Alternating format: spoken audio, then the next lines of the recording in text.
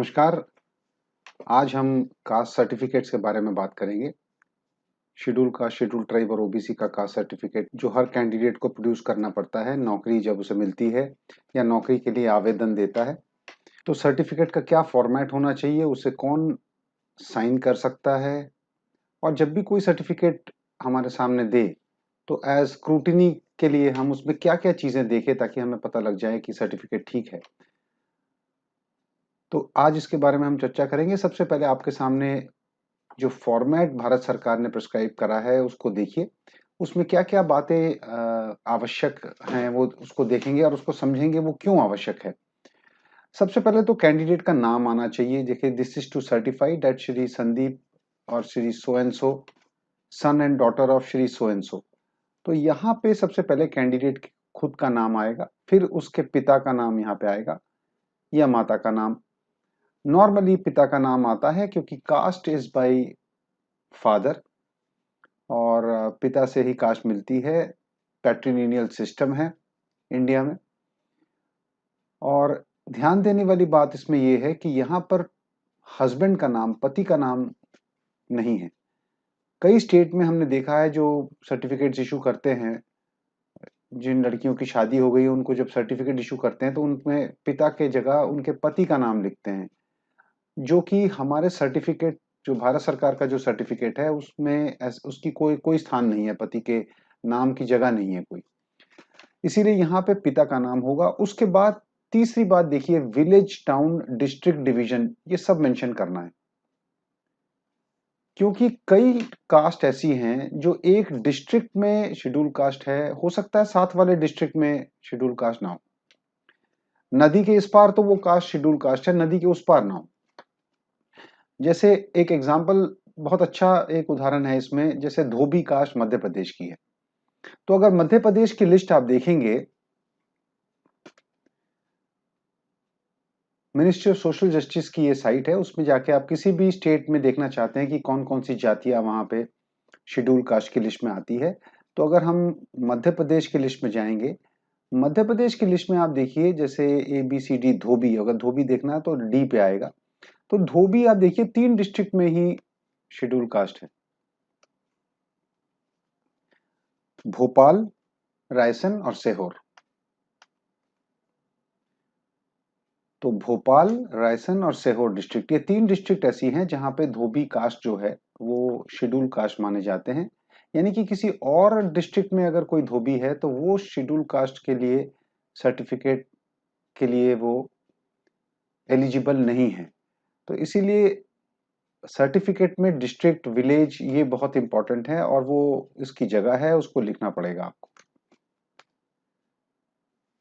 तो अगर आप यहाँ पे विलेज डिस्ट्रिक्ट का नाम यहाँ पे आएगा, town, village, district, town, division, और उसके बाद कौन सी स्टेट है उस स्टेट का नाम यहाँ पे आएगा। क्योंकि आपने आपने 341 जो आर्टिकल है और 342 जो शेड्यूल ट्राइब से लिस्ट के बारे में बात करता है, उसमें लिखा हुआ है कि प्रेसिडेंट हर स्टेट के बारे में लिस्ट निकालेगा। तो प्रेसिडेंट जब लिस्ट निकालेगा तो पूरी इंडिया की लिस्ट कोई नहीं अलग से लिस्ट है, वो लिस्ट जो है वो स्टेट वाइज है, हर स्टेट में बताना पड़ेगा। ये इसलिए जरूरी है कि जिस स्टेट का वो शेड्यूल ट्राइब है, शेड्यूल कास्ट है, उसी स्टेट में उसको सरकारी नौकरियों में राज्य सरकार की जो नौकरी है उसको उसी स्टेट में रिजर्व माना जाएगा। और सेंट्रल गवर्नमेंट के लिए तो हम सबको रिजर्व मानेंगे चाहे किसी भी स्टेट का हो। लेकिन अगर स्टेट नहीं हो सर्टिफिकेट में लिखा हुआ तो कोई और स्टेट में भी वो रिजर्वेशन का हकदार बन सकता है, ऐसी गलती ना हो जाए, इसीलिए स्टेट भी यहाँ पे मेंशन है। उसके बाद फिर किस कास्ट और ट्राइब का है वो यहाँ पे लास्ट में उसको कास्ट और ट्राइब का नाम लिखना पड़ेगा हमें सर्टिफिकेट में। और जो भी उसको सर्टिफिकेट इशू कर रहा है उसको लिखना पड़ेगा। और ये जो नाम लिखा जाएगा, इसका जो स्पेलिंग है वो बिल्कुल हूबहू वही होना चाहिए जो भारत सरकार का नोटिफिकेशन है। यानी कि स्पेलिंग में कोई चेंज नहीं होगा। अपना दिमाग बिल्कुल नहीं लगाना है कि ये दोनों एक जैसी जातियां लग रही हैं, चलो इस स्पेलिंग से मैच कर रहा है तो उसको मान लेते हैं। अगर थोड़ा भी स्पेलिंग में आपको चेंज नजर आ रहा है तो आप जिसने सर्टिफिकेट इशू किया है, डिस्ट्रिक्ट कलेक्टर हो या तहसीलदार हो, जो भी हो, उसको दोबारा चिट्ठी लिखिए और ये पूछिए कि ये नाम भारत सरकार के स्पेलिंग से मैच नहीं कर रहा है। बहुत साल पहले इस पे एक मैं उदाहरण आपको देना चाहूंगा। हमारे यहाँ पे एक किसी कैंडिडेट ने ज्वाइन किया जो चुरचांदपुर मणिपुर के रहने वाले थे। डिस्ट्रिक्ट है चुरचांदपुर और स्टेट है मणिपुर। और कास्ट शेड्यूल ट्राइब का केस था। तो ट्राइब का नाम जो लिखा हुआ था वो लिखा हुआ था सुक्ते टेडिमचिन, SUKTE टेडिमचिन। अब जब हमने मणिपुर की लिस्ट देखी तो मणिपुर की लिस्ट में सुक्ते टेडिमचिन हमें कहीं नहीं मिला। उसमें लगभग 34 शेड्यूल ट्राइब की लिस्ट है, लेकिन मणिपुर की लिस्ट में सुक्ते टेडिमचिन नहीं कहीं है। जो सबसे पास वाला है वो सूते है, SUHTE। लेकिन जैसे मैंने आपको कहा, स्पेलिंग बिल्कुल मैच होनी चाहिए। हम अपना दिमाग नहीं लगा सकते कि सुक्ते टेडिमचिन और सूते एक होगा। तो हमने मणिपुर को दोबारा चिट्ठी लिखी कि हमको समझ में नहीं आ रहा है ये कैसे आया, सुक्ते टेडिमचिन कहाँ से आया, ये तो नोटिफाइड ही नहीं है शेड्यूल ट्राइब की लिस्ट में। तो उन्होंने भी 2 लाइन का जवाब हमें वहां से डिस्ट्रिक्ट कलेक्टर से ये आ गया कि ये जो है शेड्यूल ट्राइब है सुक्ते टेडिमचिन। हमने दोबारा फिर चीफ सेक्रेटरी को चिट्ठी लिखी कि ऐसा जवाब आया है हमारे पास, हमें कुछ समझ में नहीं आ रहा, तो कृपया इसका स्पष्टीकरण दें। और दूसरी चिट्ठी के बाद हमने देखा कि उस कैंडिडेट को एक नया सर्टिफिकेट इशू हुआ जिसमें अब ट्राइब का नाम सुक्ते टेडिमचिन नहीं था, सुहते था, SUHTE। तो कहने का मतलब ये है कि अपना दिमाग नहीं लगाना है। बिल्कुल जैसा सर्टिफिकेट आपको सामने आएगा तो उसमें स्पेलिंग बिल्कुल वो मैं होनी चाहिए जो भारत सरकार के नोटिफिकेशन में है। कई बार इस केस में तो जो भी था कि वो कैंडिडेट जो सुक्ते टेडिमचिन की जो लिखा हुआ था, अब वो क्यों लिखा हुआ था, कैसे लिखा हुआ था, इसमें मुझे खुद भी नहीं मालूम कि कैसे उन्होंने ये लिख दिया। लेकिन सुक्ते टेडिमचिन सूते है ये मानना नहीं है जब तक वहां से लिखा ना आए और सर्टिफिकेट में चेंज ना हो जाए। तो ये बड़ी ध्यान रखने वाली बात है। मजेदार बात यह है कि हमने जब आसपास के स्टेट में चेक करा तो हमें दिखा कि मिजोरम में एक ट्राइब है जिसका नाम है सुक्ते, SUKTE। लेकिन जो सर्टिफिकेट हमारे पास आया था वो मणिपुर का था और जो कैंडिडेट था वो रहने वाले हैं चुरचांदपुर डिस्ट्रिक्ट पे। तो अब मणिपुर के आदमी में सुक्ते टेडिमचिन कहीं नहीं था, इसीलिए इसमें अपना बिल्कुल इंटरप्रिटेशन जीरो है। बिल्कुल जैसा लिस्ट में आपको दिखे वैसे करिए। डिस्ट्रिक्ट अथॉरिटी का ये भी काम है कि जब वो यहाँ पे शेड्यूल कास्ट या शेड्यूल ट्राइब लिखे तो उसके बाद फिर वो इनमें से किसी को टिक भी करे। ये जो वो ऑर्डर है जिसमें उस ट्राइब को शेड्यूल कास्ट और शेड्यूल ट्राइब इस नोटिफिकेशन से वो इशू होंगे तो किसी ना किसी ऑर्डर में वो जाति जो है schedule caste schedule tribe declare हुई होगी। तो इसीलिए उसका टिक करना बहुत जरूरी है। जो मैंने अभी एग्जांपल आपको दिया जैसे जिसमें सुक्ते टेडिमचिन लिखा हुआ था उस वाले सर्टिफिकेट में इसमें से किसी को भी डिस्ट्रिक्ट कलेक्टर ने टिक नहीं करा था। तो हमने पूछा उनसे तो फिर वही जैसे मैंने आपसे कहा कि जवाब यही आया कि वो प्रेसिडेंट के लिस्ट में शेड्यूल ट्राइब हैं। कैसे उन्होंने नहीं बताया और अगली बार सर्टिफिकेट ही चेंज हो गया। इसमें पैरा 2 जो है मैं उसमें अब आपको पैरा 2 की तरफ आपका ध्यान आकर्षित करना चाहता हूं। पैरा 2 देखिए सर्टिफिकेट में लिखा हुआ है application in the case of schedule caste schedule tribe persons who have migrated from one state union territory administration. तो एक बहुत बड़ी समस्या आती है जब शेड्यूल कास्ट शेड्यूल ट्राइब एक स्टेट से दूसरे स्टेट में माइग्रेट करते हैं तो दूसरे स्टेट में उनको शेड्यूल ट्राइब और सर्टिफिकेट लेने में बहुत मुश्किल आती है क्योंकि वो स्टेट ये कहता है कि आप अपने ओरिजिनल स्टेट पे जाइए और वहां से सर्टिफिकेट लीजिए। अब जो व्यक्ति इस स्टेट में नौकरी कर रहा है, मान लीजिए कोई वेस्ट बंगाल से चलता हुआ उड़ीसा में नौकरी कर रहा है, तो क्या वो दोबारा वेस्ट बंगाल में जाएगा अपना सर्टिफिकेट लेने?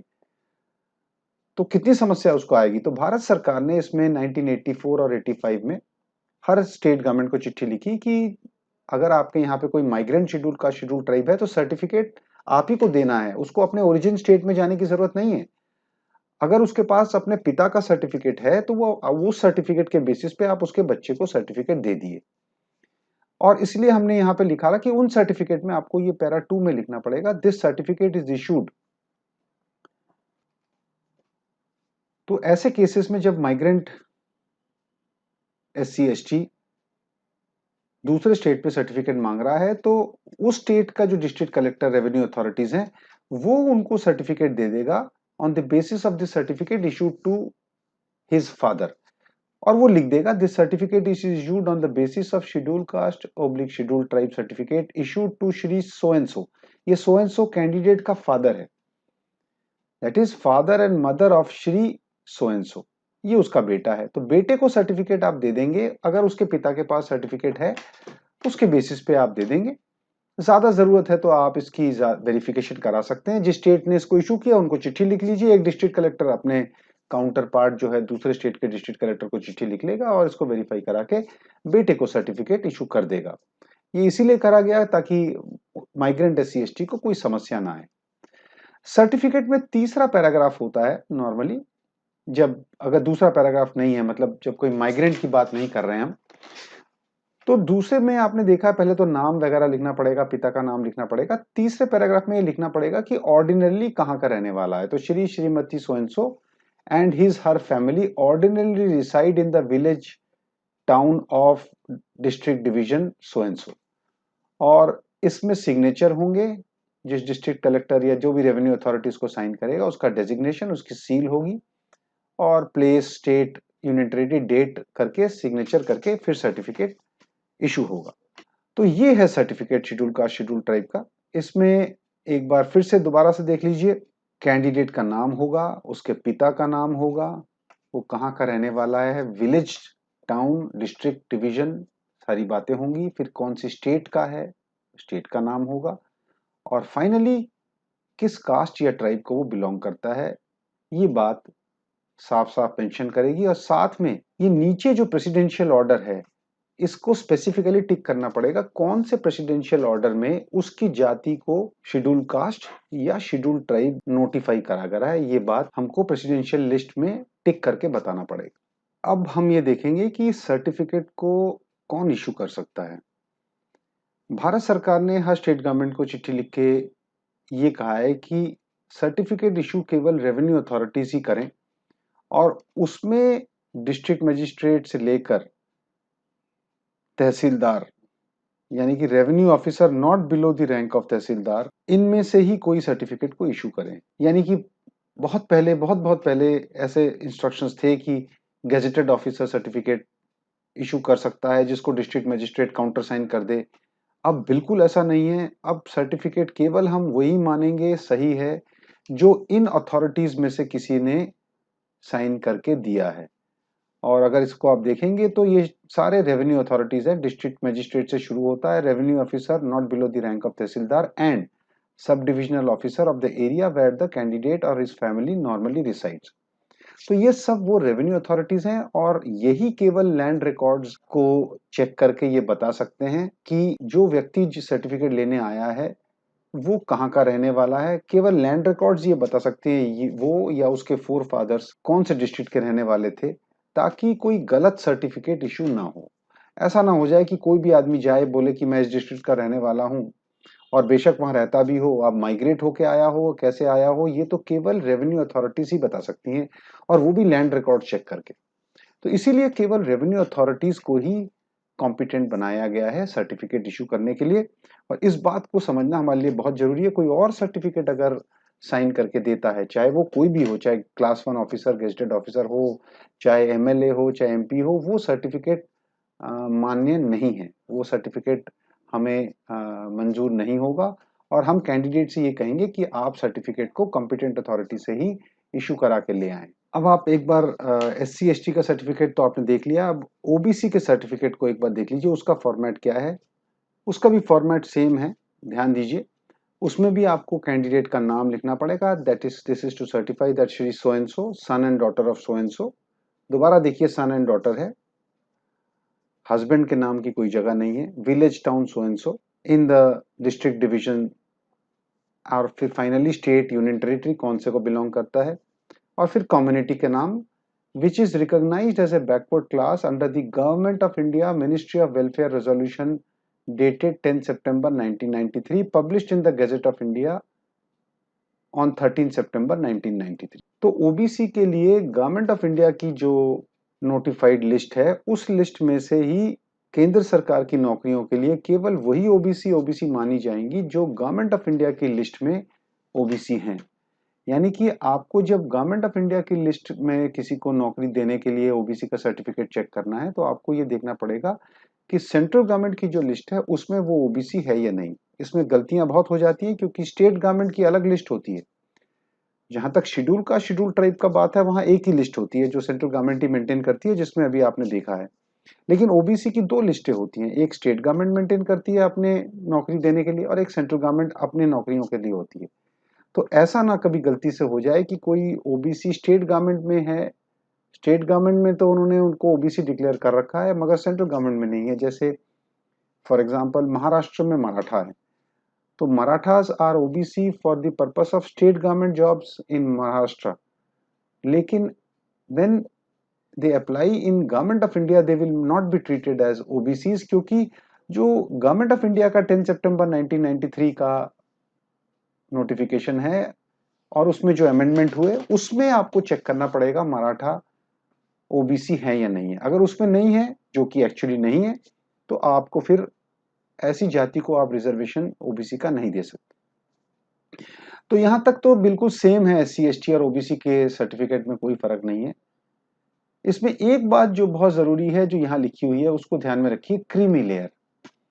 सो एक ये भी सर्टिफिकेट रेवेन्यू अथॉरिटी को देना पड़ेगा, this is also to certify that he she does not belong to person sections creamy layer mentioned in the column 3 of the Government of India Office Memorandum number 36012 dated 8th September 1993 as amended from time to time। तो 1993 में भारत सरकार ने OBC में कौन creamy layer में आएगा उसकी एक लिस्ट बनाई। तो जो रेवेन्यू अथॉरिटी इसको साइन करेगा सर्टिफिकेट, वो ये बात साफ लिखेगा कि जिस व्यक्ति को मैं सर्टिफिकेट इशू कर रहा हूं वो भारत सरकार के 1993 ऑफिस मेमोरेंडम के हिसाब से क्रीमी लेयर में फॉल नहीं कर रहा है। और तभी जब ये अगर ये बात लिखी हो तभी वो सर्टिफिकेट माननीय है, अदरवाइज हम उसको नहीं मानेंगे। और क्रीमी लेयर बहुत इंपॉर्टेंट है। क्रीमी लेयर शेड्यूल का शेड्यूल ट्राइब में नहीं है। क्रीमी लेयर का कॉन्सेप्ट जो है अभी सिर्फ ओबीसी में है, तो ये बात जरूर होनी चाहिए उसमें। और बाकी बातें सर्टिफिकेट में ओबीसी की सेम है, वही रेवेन्यू अथॉरिटीज में से कोई साइन करेगा, सिग्नेचर करेगा, सील देगा, डेट लगाएगा। तो हम लोगों को यही चेक करना है। दोबारा इसमें भी मैं दोहरा दूं कि जो कम्युनिटी का नाम होगा वो बिल्कुल वो होना चाहिए जो भारत सरकार के ऑफिस मेमोरेंडम में है, और अगर उसमें मैच नहीं कर रहा है स्पेलिंग, जो लिखा हुआ है स्पेलिंग वो भारत सरकार के ऑर्डर के साथ मैच नहीं कर रहा है, तो आप उसको नहीं मानेंगे और कैंडिडेट को दोबारा कहेंगे कि ये मैच नहीं कर रहा है, तो आप इसको ठीक से सर्टिफिकेट बना के लाएं। और डिस्ट्रिक्ट कलेक्टर या मजिस्ट्रेट जिसने इशू करा है उसको भी दोबारा चिट्ठी लिखेंगे कि ये कैसे आपने इशू करा है। Now, just before I finish, there are two things I must tell you, that for the purpose of caste certificate, two information you should always remember. One is that when a scheduled caste, scheduled tribe, you are sending an offer of appointment to a scheduled caste, scheduled tribe or OBC candidate, you should write in that offer of appointment that your appointment is provisional and subject to your caste certificate being verified and found correct. This was issued sometime in 25th July 2003, followed by another OM dated 9th September 995. The details are available here. Don't worry about it. You will find it in the website. What does it say? It says that appointing authority should, in the offer of appointment to the candidates claiming to belong to SC, ST, OBC, include a clause as follows. And what is that clause? That the appointment is provisional and is subject to caste tribe certificate being verified through proper channels. And if the verification reveals that the claim to belong to SC, ST, OBC is false, the services will be terminated forthwith without assigning any further reasons and without prejudice to such further action as may be taken under the provisions of the Indian Penal Code. So this must be included in all the offer appointment. This is one instructions you should remember. Second instructions that you should remember is the office memorandum issued by Department of Personnel Training on 8th October 2015. It was found that SC, ST, OBCs were facing a lot of difficulty in getting admissions in employment, etc., because they were unable to manage a certificate from the district authorities. Because of the various reasons in bureaucracy, we know how it works. So the Government of India issued instructions had issued instructions long back, but it reiterated it in 2015 again. And I'll come straight away to that. It says, it is therefore reiterated that in the situation where a candidate belonging to a scheduled caste, scheduled tribe or OBC is unable to produce a certificate from any of the prescribed authorities, she may be appointed provisionally on the basis of whatever prima facie proof he is she able to produce.